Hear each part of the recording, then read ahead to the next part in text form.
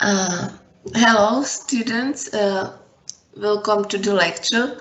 Let me introduce you to Mr. Mehmet Emim, who has a lecture on the topic effect of COVID-19 and on tourism investment. So if you have any question, you can write your answer and question to the bottom on the Teams, and after lecture, I say your question. So now I give word, Mr. Mehmet. Thank you so much. Good morning, everybody, ladies and gentlemen. I'm Mehmet Emin Baynazolu, and this is my second time to be with Australian students.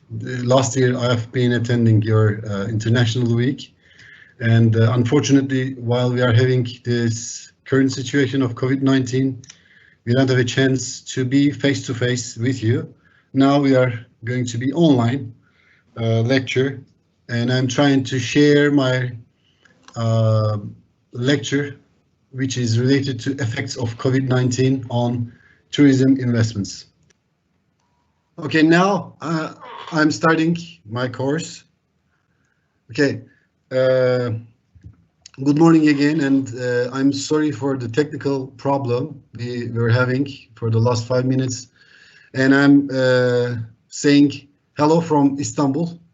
Where is the city in the world, only city in the world, standing upon two continents, Asia and Europe. Okay, and my university is in Edirne city, which is the most western part of Turkey, and it's the Edirne city comes second after Florence city of Italy, rankings of cities which have the highest number of historical works per square meter.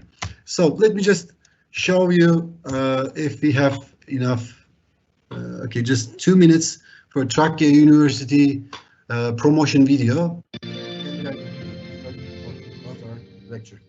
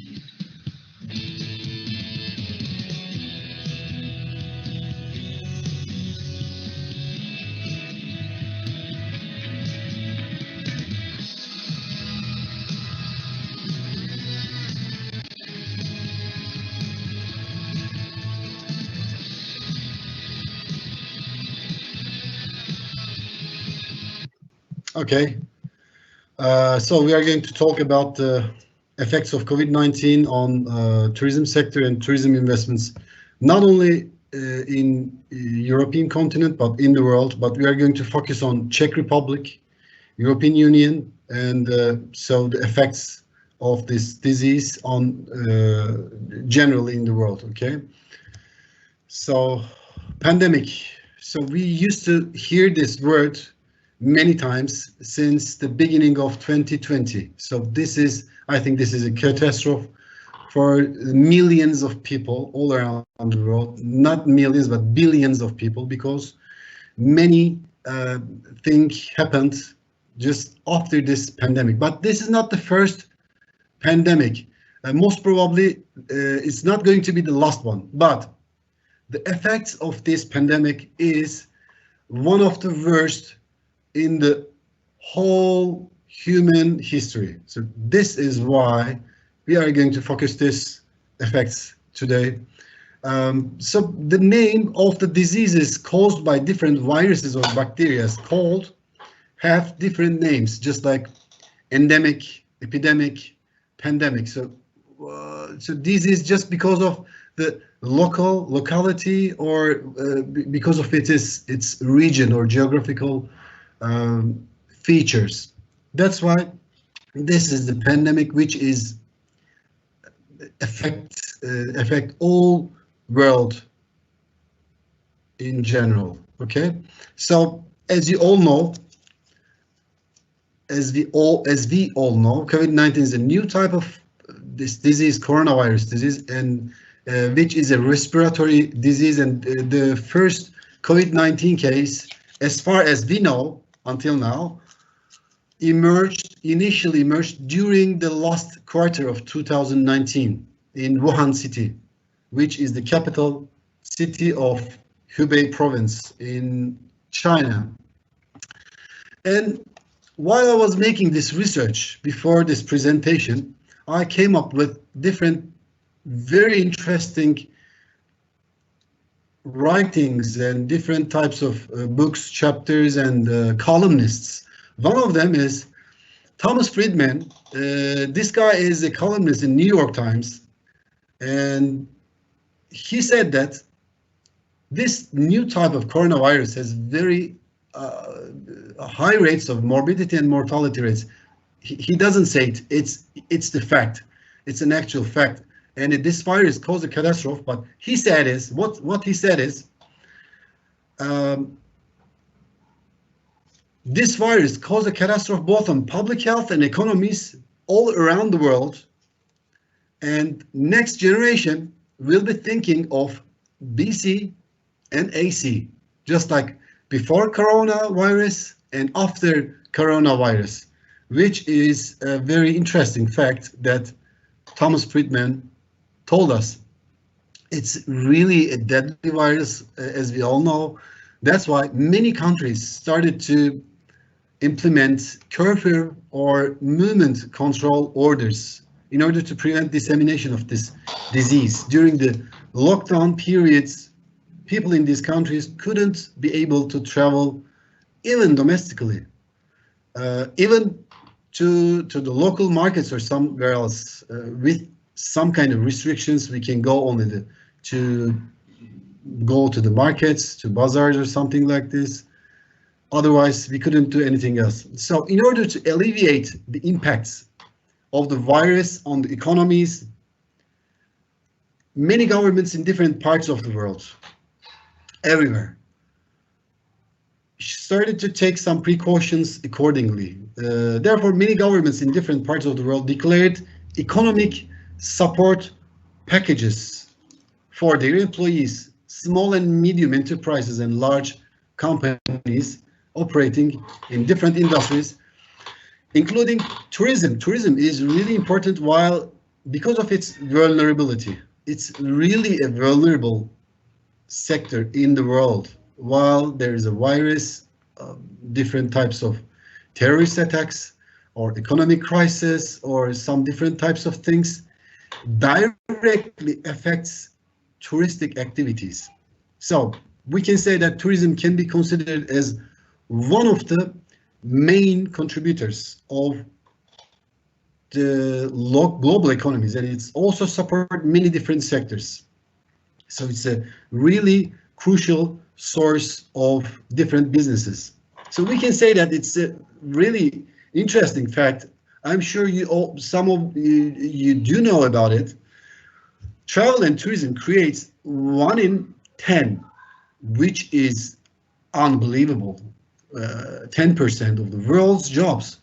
So we can say that 75 million of the jobs are now at risk just because of COVID-19. This is really an interesting, and this is really a sad fact. So we should consider about this. So if there is no tourism, there is not going to be any flight. Okay, there are not going to be any flights. So if there are not going to be any flights, income is not distributed to communities that need it most. Not only the flights, but the people who are trying to travel by different ways, by land, by sea, or by rail, cannot go from their country to the destination country. So there is not going to be any income to the local communities, so which is going to be a catastrophe for their economies. This is really important. And what else? If there is no flight, if there are no flights or there are no travel, there are no travelers buying nor consuming local goods, which is another bad or sad fact, which is not going to be good for local economies. And there are no travelers buying nor consuming local goods. So just think about that.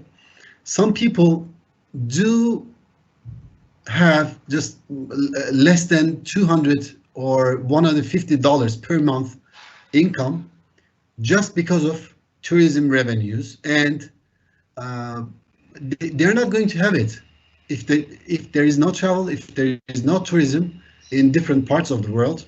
So this is really bad effect of COVID-19, we can say. If there are no cruises, thousands of ports are affected globally. I have just read a couple of days ago in a newspaper, some of the cruise ships, big cruise ships for 5,000, 6,000 people is going to be reassembled. So means that they are not going to be used anymore and they are going to be recycled, which is a big, huge effect, which is a huge effect for thousands of cruise line workers, tourism employees and everybody. So this is really bad. If there are no cruises, you see that, can you see that? It's a domino effect, okay? So if there are no travel, no flights and blah, blah, it's going something like, it's a domino effect. So if there are no cruises, thousands of ports are affected globally.